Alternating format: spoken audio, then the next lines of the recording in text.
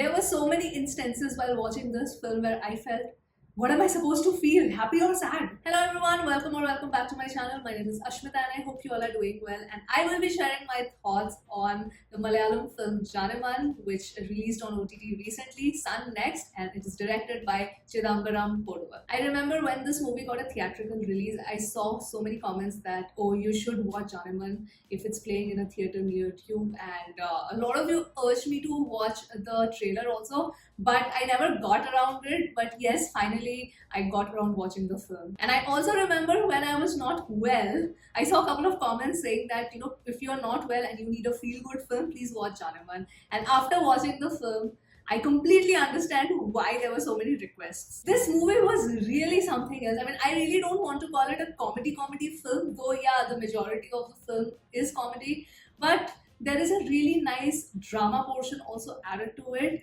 and also there is a lot of subtext to this film. The comedy in the film is not just there for the heck of it, and the narration has so many layers to it which you don't expect from a movie like this. I am sorry, this was the most unpredictable watch for me because I did not know what was going to happen next. If you have to put it in a nutshell, then yeah, I would probably categorize it as a slice of life movie.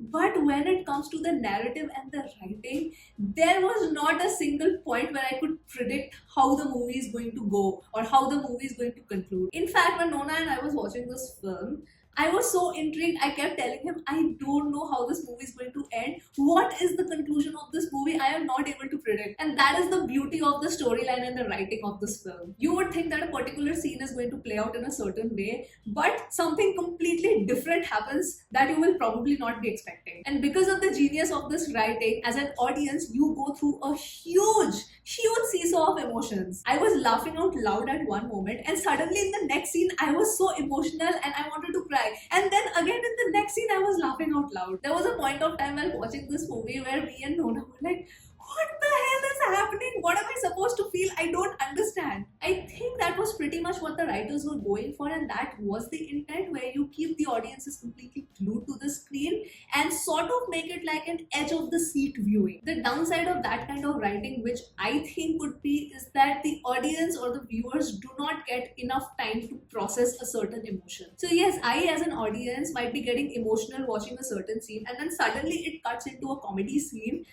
I don't get enough time to process my feelings or my emotions, and then my brain is on an overdrive thinking, okay, I was just crying and getting emotional in one scene right now, and suddenly am I supposed to laugh? That I feel probably could have put off some audience, and they probably would be out of the film. Please let me know what was your experience while watching this, and when the switches were happening too quickly between the emotional and the comedy. Now, when I was mentioning that the film has a lot of subtext, even though it being a comedy film, which is so rare, what I particularly loved was the contrast, because essentially there is a street and there are two houses opposite each other. In one house you have a birthday celebration going on, and in another house there is a death that has happened. The situations are in stark contrast, but if you see the events or what the people are doing inside the house, it's more or less the same with different emotions. I loved how this was such a simple concept and a movie was made out of it. Just this is the brilliance of the writing of this film. And if you look at the character Akshay Kumar in the film,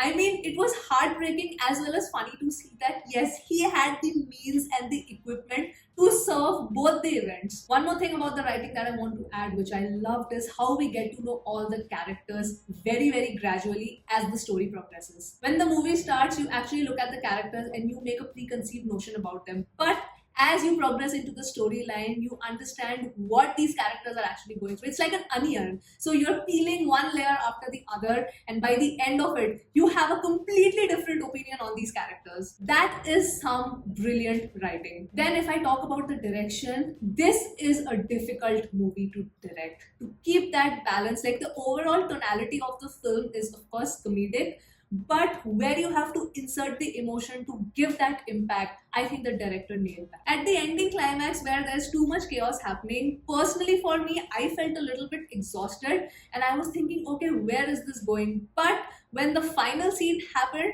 I was pretty happy and satisfied with it. For me, direction wise, the last scene where the entire chaos is happening between these two houses and the members of these two houses For me, that was the only portion where I personally felt that okay, is the direction going to take this chaotic route and we're gonna end it at that? I'm probably not feeling it because I'm already so exhausted. And when I say exhausted, I meant that because I was so engaged and engrossed in the movie in terms of my emotions just flipping from one side to the other, and then the entire chaos happened. I thought, okay, my brain cannot handle this anymore. But I was happy how the entire film completely concluded, and that made me love this movie a lot. Now, talking about the technical aspects, this movie is technically so well made, specifically when it comes to the cinematography and the editing of this film. For cinematography, while watching this film, only me and Nona kept commenting, okay, there are so many, long take shots. You see the camera moving with the characters in one single take, and it's, well, not easy to do. And the way the difference in the color grading has been shown, where the house where birthday party is going on, it's all warm light, and the house where the death has happened, it's all white light and it's a bit gloomy and dark. So of course that difference has been made very well. The most superior technical aspect is the editing for me, because there's so much going on in this film, and if the scenes were not edited well, this movie would have fallen all over the place. And I expect nothing less from an editor like Kiran Das, because when I went through the credits after watching this film, I was like, okay, Kiran Das is the editor. Of course it had to be this brilliant. Plus, I always believe that when you edit a movie with an ensemble cast, it is anyways very difficult, because you have to make every member or every actor shine and give their own spotlight. Plus, you have to make the story and the narrative very, very cohesive. So yes, even if the writing was brilliant but the edit was poor, this movie wouldn't have landed that well. So kudos to Kiran Das for this. And lastly, coming to the performances, Basil Joseph shook me in the best possible way. I did not expect his acting to be so freaking good. His comic timing is impeccable, but one scene which made him the star for me, there's a scene between him and Balu Varghese, where Jan.E.Man, Basil Joseph's character, is talking about depression and what he goes through, and basically mental health, and so many things in that particular dialogue.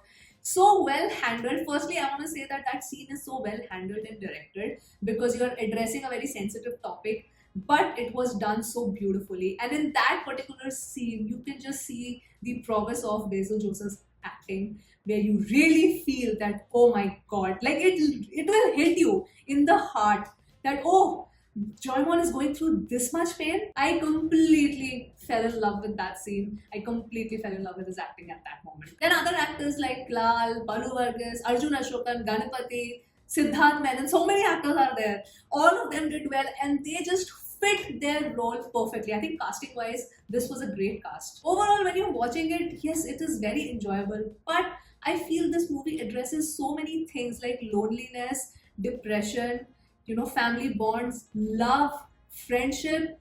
I mean, there's so much subtext to this movie which I was not expecting, and that is the thing which made me fall in love with this movie even more. Like the comedy part, yes, I enjoyed the chaos, I enjoyed it was fun, but these underlying themes of family bonding, misunderstandings, death, birth, mental health, so many things, love, eternal unconditional love, all of these things so subtly put in the writing is what makes this movie stand out for me. So yes, those were my thoughts on the Malayalam film Jan.E.Man, which is streaming right now on Sun Next. I'm really happy I watched it. Really happy I watched it. After a long time, watched a very good comedy film, I would say. Comedy film with a purpose, I would say. So yes, those were my thoughts. I definitely want to know yours in the comments below. And with that, I will end my review here. I hope you enjoyed this video and have come to the end. I'll see you soon on my next one. Bye!